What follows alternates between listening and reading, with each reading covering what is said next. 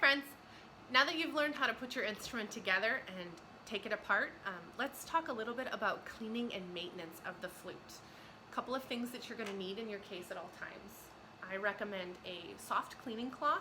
My preference is to use something called cheesecloth, and it just kind of looks like this. It's a nice kind of see-through fabric. You can find this at most craft stores. It's actually used in cooking a lot, so I would say most grocery stores should have it, in department stores, or even just ordering it off the internet, just cheesecloth. And then some sort of soft cloth. This, even if you can't get cheesecloth, any other soft cloth. This is an old clarinet swab that had a string on it that came off, and I figured it could be used to clean the inside or to clean off fingerprints. Let's talk about fingerprints. As far as cleaning and polishing and stuff, it's not something that really will affect the playing of the instrument. It just makes it look prettier.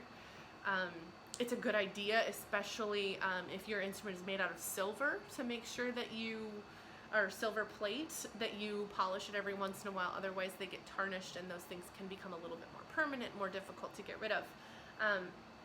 But I'm going to start by just modeling how to polish with just the head joint, because this is one of the pieces that I usually clean last otherwise. Hold the head joint in a place that's safe, and then just gently rub parts of the flute back and forth just to get rid of the fingerprints. You may want to go, if you're really picky, you may want to put on some gloves or something just to make it a little bit easier to avoid fingerprints. But all you're doing is just removing those little spots that show where you touched the instrument.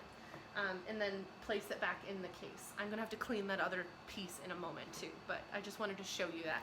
When you're cleaning keys on the instrument, you wanna remember that all these rods that run up and down the instrument, you don't really wanna touch those. So if you're polishing it really quickly like this, it's okay, but just be very gentle. You don't wanna push on them at all.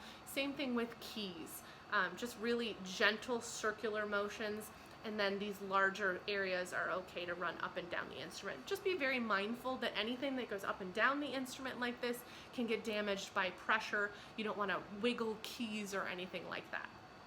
It is best if you take apart the instrument and do one joint at a time.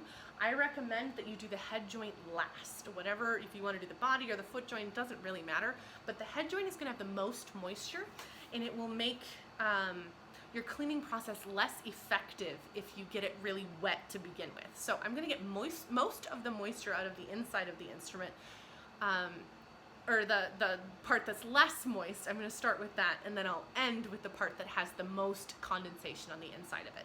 So for starters, I'm going to take the two pieces apart. Notice there's always a twisting motion when you do that. And I'm going to set those two pieces that I'm not working on in my case for now. And then my other piece, I'm just going to set it carefully on the table next to me. You're going to take your cleaning rod. These come in a bunch of different ways. You can get plastic ones, metal ones, or wooden ones.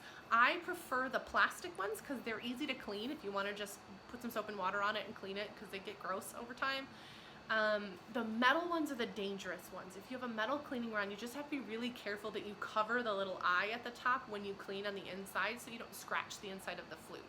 It's much more difficult to scratch the flute with a plastic or wooden cleaning rod, but to each their own. They're all effective, they all work. You just have to be a little bit more careful with the metal ones. So I like the plastic ones because they seem very durable, they're cheaper, and it's really hard to damage the inside of your flute with a plastic cleaning rod. So again, if you look carefully, you'll see that there's a little opening there, and I'm going to take a corner of my cheesecloth. I notice I actually have some holes in this one. I've been using this piece of cheesecloth for a long time. And you're just going to feed one of the corners through that opening. Now, what I'm actually going to do is I'm going to wrap my cheesecloth around the tip of the cleaning rod, and then just kind of twist it down the rod as well. Notice I'm turning the rod and wrapping it in this fabric. So I have a little extra here at the tip, and then it's wrapped all the way down as well. Now I'm going to take the body of the instrument, and I'm going to push my cleaning rod through the body and then pull it through the other end. Again, usually I do this 2 or 3 times. Push, and notice that I am pushing the rod all the way through the instrument. Notice that I did not push through and pull back out. That can cause the fabric to get kind of like jumbled up on the inside and get them stuck. So we don't want to do that. It's always best to push through and then pull it all the way through the instrument. Careful that you don't put too much fabric around the cleaning rod. Now I'm going to do the exact same thing with the foot joint. Push through and push through.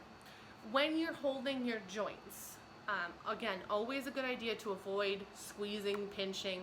I put this empty spot here in my palm and I held a key down. Push, pull. Really easy.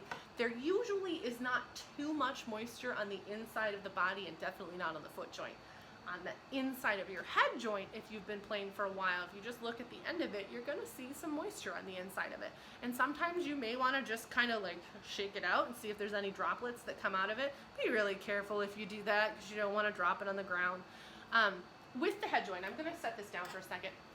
Sometimes I like to wrap a little bit more at the tip of the cleaning rod. And since the head joint's not as long, I'm going to use, like, you'll actually see some of the leftover here. But this is a little bit thicker because there's more moisture and we really want to get as much of that water out of there as possible. So I'm going to push it all the way to the end of the head joint.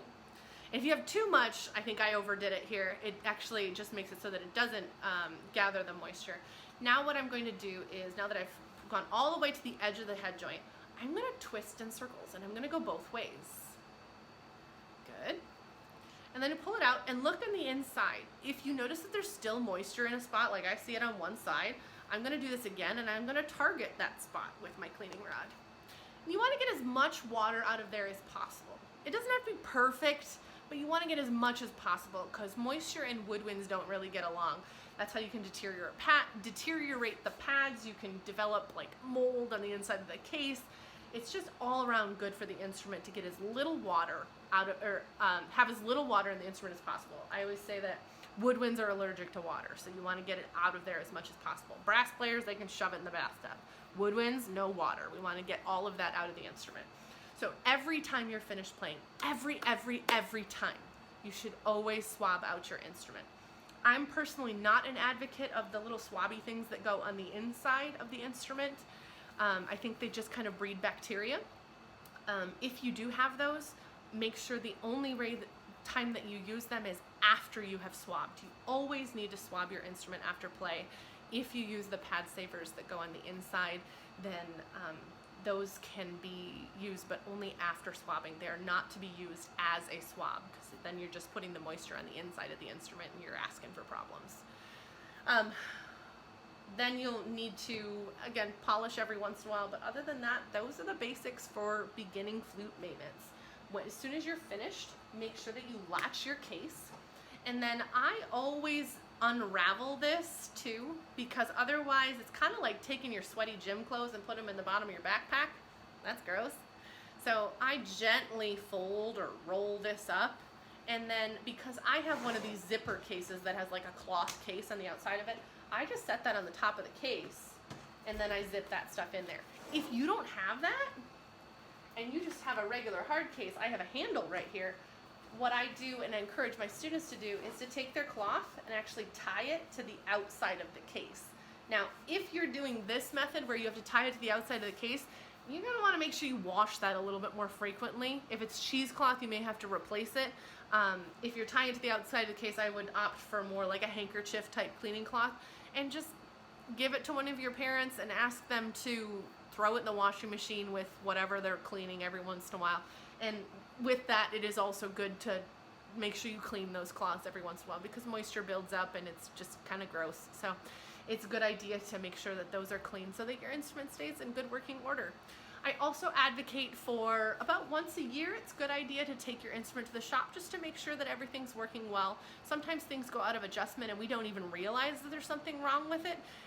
And those little tiny things that are wrong with our instrument make it a lot more challenging to play. So it's always good to have a qualified technician look at your instrument and just make sure that it's functioning the way it should. If you have any questions, it's always a good idea to check in with your teacher and make sure that you're doing everything the way they recommend. A couple other tips for flutes: never balance a flute on the end of the foot joint unless it's sitting on a flute stand that is specifically designed for a flute.